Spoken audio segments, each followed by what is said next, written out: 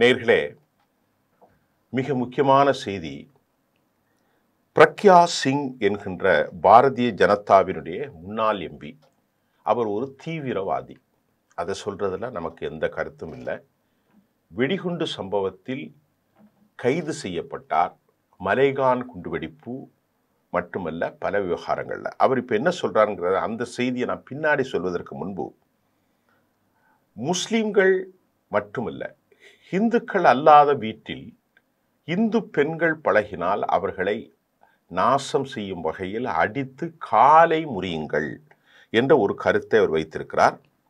மத்திய பிரதேசம் போபாலை சார்ந்த நாடாளுமன்ற உறுப்பினர் பிரக்யா சிங் தாக்கூருடைய இந்த கருத்து பெரும் சர்ச்சையை ஏற்படுத்தியிருக்கிறது. பூதகரமான பேச்சாக ஒரு 3-4 நாட்களாக போயிருக்கிறது.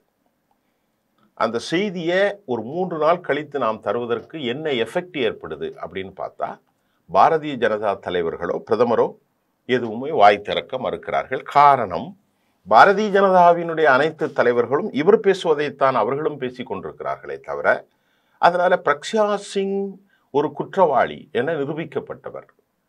அதற்கான காரணங்களை நாம் சொல்கிறோம். இந்து மதத்தை சார்ந்த பெற்றோர்களுக்காக அவர் பொது நிகழ்ச்சியில் பேசிய விஷயங்கள் வீடியோவாக தற்போது பதிவாகி இருக்கிறது. பிரக்யா சிங் என்ன சொல்கிறார்? உங்கள் மனதை, அப்படியே நான் வாசிக்கிறேன், உங்கள் மனதை வலிமையாக்கி கொள்ளுங்கள்.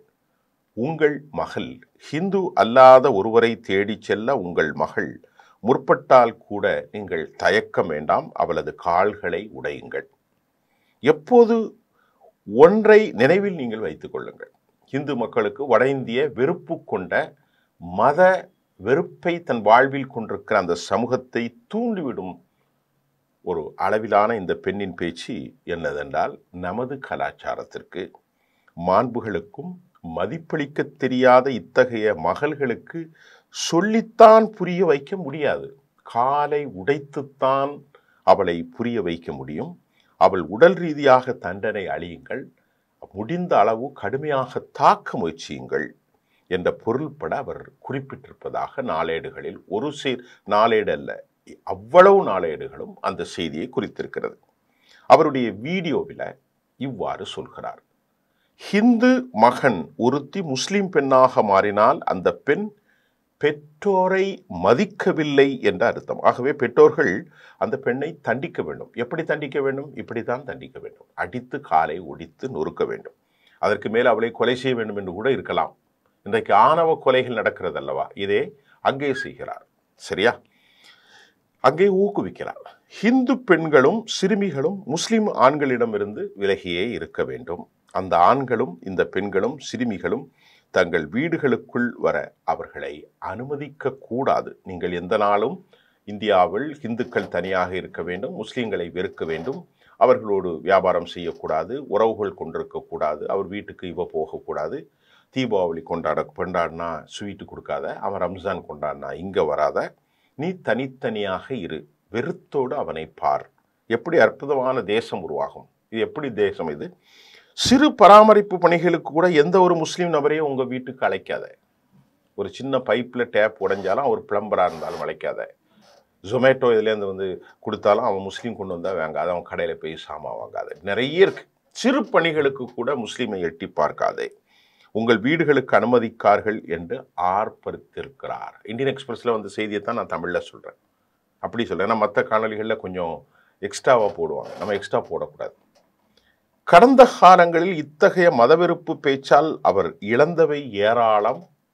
அவருக்கு கடந்த 2024ஆம் ஆண்டு பொது தேர்தலில் வாய்ப்புகளும் வழங்கப்படலை. இதெல்லாம் தலைவர்களின் கண் துடைப்பு. நான் அந்த புறம் விஷயத்தை சொல்கிறேன்.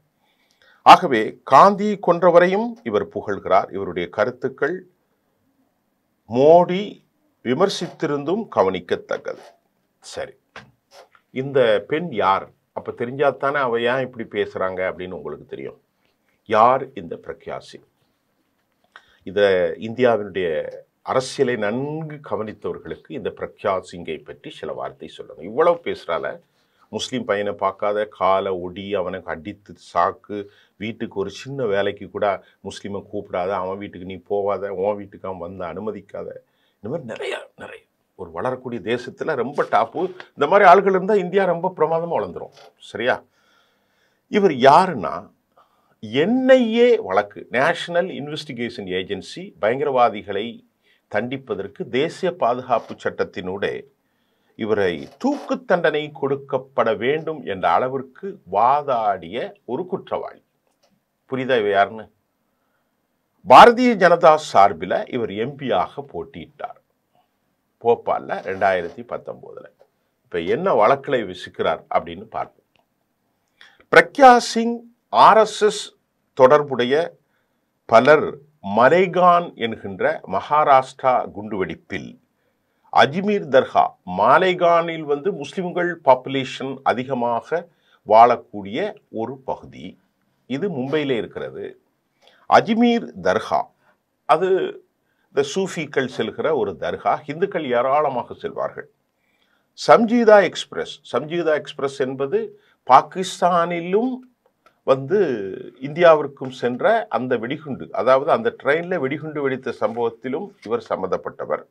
மலேகான் குண்டுவெடிப்பில் இறந்து போன 6 பேரும் இவர் சம்பந்தப்பட்டவர். அஜ்மீர் தர்கா குண்டுவெடிப்பிலும் இவர்கள் சம்பந்தப்பட்டார். அதே மாதிரி ஹைதராபாத்தினுடைய மக்கா மஸ்ஜித் குண்டுவெடிப்பிலும் சம்பந்தப்பட்ட இந்த கடும்போக்கு தீவிரவாதியைத்தான் பாரதிய ஜனதா 2019 எலெக்ஷனில் டிக்கெட்டை கொடுத்து நிறுத்தி, அது மட்டும் இல்லை தோழர்களே, இந்த மாபெரும் தியாகியை அவர்கள் டிஃபென்ஸ், தேசிய பாதுகாப்பு கமிட்டி, டிஃபென்ஸ் கமிட்டியில் ஒரு உறுப்பினராகவும் ஆக்கி அழகு பார்த்தார்கள். புரிஞ்சுக்கிட்டா இவர்களுக்கு எங்கிருந்து ஆதரவு வருது? ஒரு செய்தியாளன் சரியாக சொல்லணும். அது யார் செஞ்சாலும் சரி, பிஜேபி செய்தாலும் சரி, காங்கிரஸ் செய்தாலும் சரி, நமக்கு எந்த கட்சியும் பாகுபாடு தேவையில்லை. 2008 மலேகான் குண்டுவெடிப்பில் 6 பேர் கொல்லப்பட்டு 100க்கும் மேற்பட்டவர்கள் அபாயகரமான லெவலில் பலர் சிக்கலுண்டான காயத்தோடு தப்பினார்கள். 2006 2 வருஷத்துக்கு முன்பு நடந்த குண்டுவெடிப்பும் இதே பாணியில் நடந்தது. அதில் 31 பேர் கொல்லப்பட்டார்கள். உடனே என்ன செஞ்சிட்டாங்க? நம்ம நாட்டில் உள்ள பேப்பர்லாம் வழக்கம் போல் முஸ்லீம் தீவிரவாதிகள், அல்-பதர் தீவிரவாதிகள், அவர் இவர் வழக்கம் போல என்ன மூலமாக பேர் வச்சிருக்கிறாங்க, முஜாஹிதீன்கள், அவங்க இவங்க, இந்தியன் முஜாஹிதீன், எவனெல்லாமோ பேரை சொல்லி ஃபைலை க்ளோஸ் பண்ணிட்டாங்க. அதில் முஸ்லீம்கள் பலர் கைது செய்யப்பட்டார்கள். முஸ்லீம் அமைப்பு சார்பாக சபீர் பெட்டரிவாலா இவர் தான் கைது செய்யப்பட்டார். ரைஸ் முஹம்மத் என்ற பாகிஸ்தான் தொடர்புடைய 7 பேர் கைது செய்யப்பட்டார்கள். இதில் முஸ்லீம் அமைப்புகள் தான் அதை ரொம்ப நல்லா எப்படி கைது செய்யப்படுறாங்க பாருங்க. முஸ்லீம் அமைப்புகள் தான் இதற்கு காரணம் என்று, முஸ்லீம்கள் தான் அஜ்மீரில் குண்டு வைத்தார்கள், முஸ்லீம்கள் தான், முஸ்லீம் தீவிரவாதிகள் தான் முஸ்லீம்கள் வாழுகிற இடங்களில் குண்டு வைத்தார்கள், முஸ்லீம் தீவிரவாதிகள் தான் மக்கா மஸ்ஜிதில் ஹைதராபாத்தில் குண்டு வைத்தார்கள் என்று ரொம்ப அழகாக வழக்க கொண்டு போகிறாங்க. 2006 2010 கைது செய்யப்பட்ட இவர்கள், அன்றைக்கு காங்கிரஸ் ஆட்சி, பாஜக ஆட்சி அல்ல, 2011 இவர்களுக்கு பெயில் கிடைச்சிருது. யார்? இந்த கைது செய்யப்பட்டவர்களுக்கு. அவனுக்கு சம்மந்தமே இல்லை. அவன் கேட்டான், நாங்கள் ஏன்பா எங்கள் மக்களை சாவடிக்கிறோம், எங்களுக்கும் தீவிரவாதத்துக்கும் சம்பந்தம் இல்லை. எந்த ஒரு இதுவும் இல்லாமல் அவர்கள் வெளியிடப்பட்டார்கள். 2014 விசாரித்து பார்த்தா இவர்களுக்கு எந்த சம்பந்தமும் இல்லை, அப்பாவிகள்ண்டு அவ்வளவு பேரும் விடுதலை செய்யப்பட்டார்கள். ஆதாரமே இல்லை. அவன் சொந்த மக்களை கொலை பண்ணுறான். இது ஒரு ஒரு ஒரு ஒரு பொதுவான நெறிமுறை இந்த வழக்கில் அப்படி இருக்கு. யாருன்னு கண்டுபிடிக்க முடியல. இதுக்கு இடையில 2006 2008 31 பேர் 2006 கொல்லப்பட்டாங்க. எப்படின்னா மோட்டர் பைக்கில் குண்டு வச்சு. அந்த நம்பரை கண்டுபிடிக்கும் போது அது பிரக்யா சிங் தாக்கூர், இவருடைய பிரக்யா சிங் தாக்கூருடைய வண்டிங்கிறத பின்னாடி கண்டுபிடிச்சிட்டாங்க. இந்த வழக்கில் இந்தியா பல பகுதிகளில், முஸ்லிம் வாழும் பகுதிகளில் குண்டு வெடித்தது.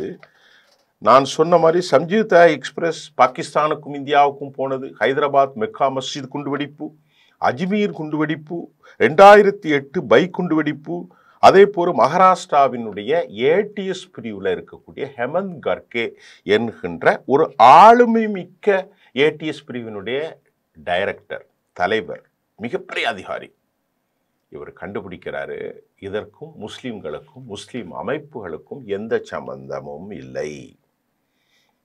அவரை விடுவாங்களா?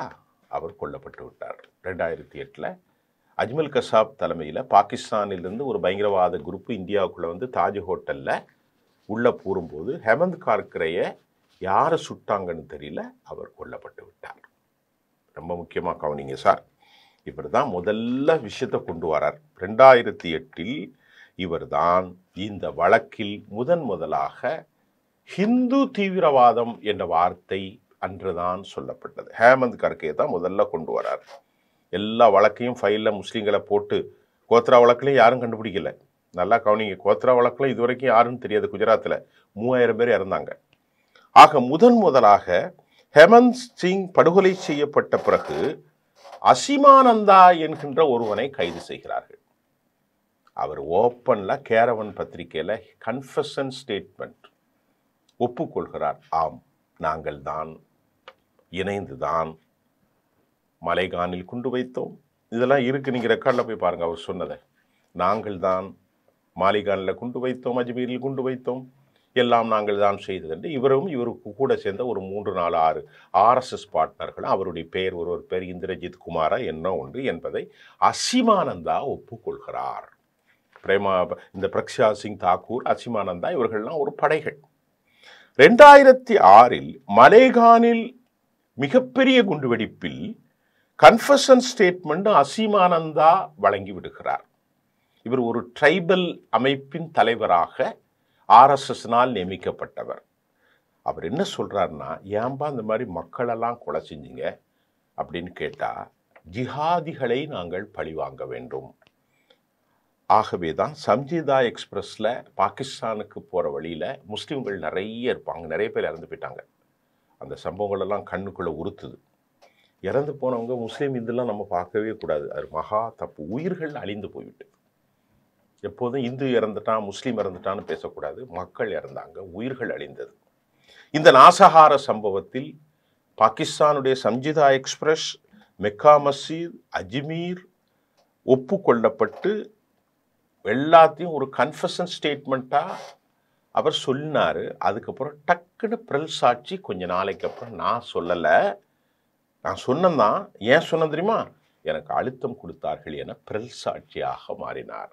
இவர் தான் இந்த பொம்பளை பேர் என்னது, பிரக்யா சிங், இவர்கள் எல்லாரும் ஒரு கூட்டாளி என்பதை வெளியாகியது. பிரக்யா சிங் 2019 இந்த மாபெரும் தியாகிக்கு பாரதிய ஜனதா போபாலில் இந்தூரில் டிக்கெட் கொடுத்து நிறுத்துறாங்க. She contest. அந்த அம்மா எலெக்ஷன்ல ஜெயிச்சிட்டாங்க. 2008க்கு பிறகு 2011 ATS NIAக்கு போனது இந்த வழக்கு. இந்த வழக்கு ATSல தான் கண்டுபிடிச்சார். யாரு? நம்ம இவர் பேர் என்னது, ஹேமந்த் கார்கரே. இந்த ATS என்னன்னா, இவருங்க டெரர் ஆக்டிவிட்டீஸுக்கு எதிரானது. ATS special squad. இந்த ஆல் இண்டியா டெரர் ஆக்டிவிட்டீஸுக்கு எதிரான இந்த ATSலேருந்து நேஷனல் இன்வெஸ்டிகேஷன் ஏஜென்சிக்கு வழக்கு மாத்துறாங்க. தேசிய புலனாய்வு அமைப்பு. அது பார்த்தா ஒரு பைக்கு, அந்த பைக்கில் தான் குண்டு வச்சு மாலைகானில் வெடிச்சது. இதே பேட்டன் தான் ஒரு 2006 குண்டு வச்சாங்க. அதில் 31 பேர் இறந்தாங்க. பைக்கை பார்த்து இன்ஜினியரை சீஸ் பண்ணி ஃபாரன்சிக்கில் பார்த்தா இந்த அம்மாவுக்கு உள்ளது, பிரக்யா சிங்குடைய தாக்கூருக்கு உள்ளது என்று கண்டுபிடிக்கப்பட்டது. பல கட்ட விவசாரங்கள் பிரக்யா சிங்குக்கு இதில் பங்கு இருக்கிறது கன்ஃபார்ம் ஆயிட்டு. அதுக்கப்புறம் யஷ்பால் பதனிங்கிறவர் அவரையும் பிடிக்கிறாங்க. யஷ்பாலுங்கிறவன் என்ன சொல்றான்னு பார்த்தா, ஏப்ரலில் அங்கு பாம்பு வெடிக்க வைத்தது நாங்கள் தான். நானும் அந்த ஒரு கூட்டத்தில் வெடிப்பதற்கு முன்பு பிரக்யா சிங் தலைமையிலான கூட்டத்தில் பங்கு பெற்றோம். நீண்ட நெடிய ஆலோசனைகளை நடத்தினோம். அதில் பிரக்யா சிங் என்ன சொன்னார்னா, இது வைக்கக்கூடிய வேலையை ஆளை நான் ரெக்ரூட் பண்ணிக்கிறேன், மற்ற வேலைகளை செய்யுங்கன்னு எனக்கு சொன்னாங்க அப்படின்னு இந்த யஷ்பால் பதானி சொல்லிட்டான். பின்னால அசிமானந்தா மாதிரி அவனும் பிறல் சாட்சியாக மாறிவிட்டான். 300க்கும் மேற்பட்ட சாட்சிகளில் 50 சாட்சிகள் பிறல் சாட்சியாக மாறியது. இதுக்கப்புறம் பாரதிய ஜனதாவுடைய ஆட்சி 2014 வருது. 2016 என்ஐஏ வந்து எல்லாத்தையும் விடுதலை செய்கிறாங்க. நான் அந்த வழக்கின் போக்கத்தான் சொல்கிறேன், யாரையும் குறை சொல்லலை. திருப்பி புரியுதா? காங்கிரஸ் கட்சி ஆட்சியில் நடந்தது. என்ஐஏ வழக்குக்கு முன்னாடி ஏடிஎஸ் வந்தது, ஆன்டி டெரர் ஸ்குவாடு. ஏடிஎஸ்னா anti terror squad. Hemant Karkare கண்டுபிடிச்சா முதல்ல இவனுக்கு தான் காரணம். அதுக்கப்புறம் என்ஐஏ கடுமையாக தூக்கு தண்டனை கொடுக்கலாம் வாதாடினது. இப்படி வந்து அதுக்கப்புறம் ஏடிஎஸ்லேருந்து என்ஐஏக்கு மாறி 14 பாரதிய ஜனதாவுடைய ஆட்சி வந்து 16 என்ஐஏ கோர்ட்டில் சாட்சி சொன்னாங்க. எந்த சாட்சியும் இல்லைப்பா, இந்த பொம்பளை விட்டுருங்க அப்படின்ட்டு இந்த பெண்ணை விட்டுட்டாங்க. இதுக்கு இடையில சொலிசிட்டர் ஜெனரல் இதற்காக அரசு சார்பில் ஆதாடிய ரோஷன் ஷலியன் என்கின்ற ஒரு ப்ராசிக்யூஷன் தார்ப்பில் வாதாடின அரச வழக்கறிஞர் ஒரு விஷயத்த சொல்கிறார்.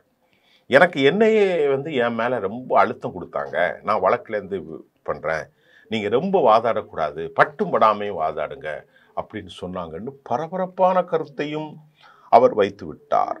ரோஷன் ஷலியனுடைய அந்த விவகாரமும் இப்பொழுது இருக்கிறது. இதற்கிடையில் என்ஐஏ கோர்ட் விடுதலை செய்த பிறகு 2016 இந்த மாபெரும் தியாகியான பிரக்யா சிங்குக்கு பெயிலை கொடுத்தாங்க. 2019 பாரதிய ஜனதா இந்த மாபெரும் தியாகிக்கு டிக்கெட் கொடுத்து போபாலில் நிறுத்தினாங்க. அதற்கு பிறகு அந்த அம்மா வெற்றி பெற்று இந்தூரில் டிஃபென்ஸ் கமிட்டிக்கு பொறுப்பாளராக வந்தார்கள். இவர் யார் என்றால், இந்தியாவில் பயங்கரமான யுஏபி சட்டத்தில் செக்ஷன் 16 கமிட் டெரரிஸ்ட் ஆக்டில் கைது செய்யப்பட்ட ஒருவர் தான் இவர் தான் இன்னைக்கு இப்படி சொல்கிறார். அஜ்மீரில் 3 RSSகாரர்கள் கைது செய்யப்பட்டார்கள்.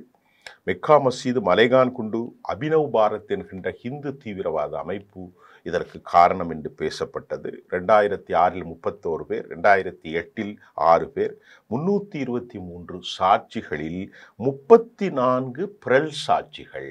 எல்லாம் பாயிண்டோட சொல்றோம் இருக்கு. இது மட்டுமல்லாமல் தோழர்களே, 1500 பக்கத்தின் டாக்குமெண்ட்ஸ் had been ஃபைல் பண்ணப்பட்டது. 2016 பாஜக ஆட்சியில் நோ எவிடன்ஸ்னு வெளியேற்றினாங்க என்ஐஏ கன்சிடர் பண்ணக்கூடாது, யுஏபி மரண தண்டனைக்கு கொண்டு செல்ல வேண்டும் என்று பேசப்பட்ட வழக்கில் பாஜக எம்பியாயி கோட்சேயை புகழ்ந்த இந்த பெண் தற்போது இந்துக்கள் யாரும் முஸ்லீம்கள்கிட்ட பேசக்கூடாது, அவனை வீட்டுக்கு கூப்பிடக்கூடாது, உன் பெண்ணை காலோட அடித்து ஆணவ படுகொலை செய்கிற அளவுக்கு பேசினார். இவர் டிஃபென்ஸ் கமிட்டியில் இந்த குண்டுவெடிப்புலாம் நடத்தின ஒரு தீவிரவாதிய கமிட்டி மெம்பராகவும் போட்டு அழகு பார்த்து எம்பியாகவும் ஆக்கப்பட்டார்கள். ஒரே ஒரு கேள்வி, கோட்சேயை புகழ்ந்தார், காந்தி படுகொலையை நியாயப்படுத்தினார். ஒன்றும் நம்ம சொல்ல தெரியாது ஒரு பத்திரிகையாளனாக, உயர்ந்த எனது பாரத தாயே, இதுதானா உன் நீதி? அவ்வளவுதான். மீண்டும் அடுத்த செய்திகளோடு சந்திப்போம். நன்றி.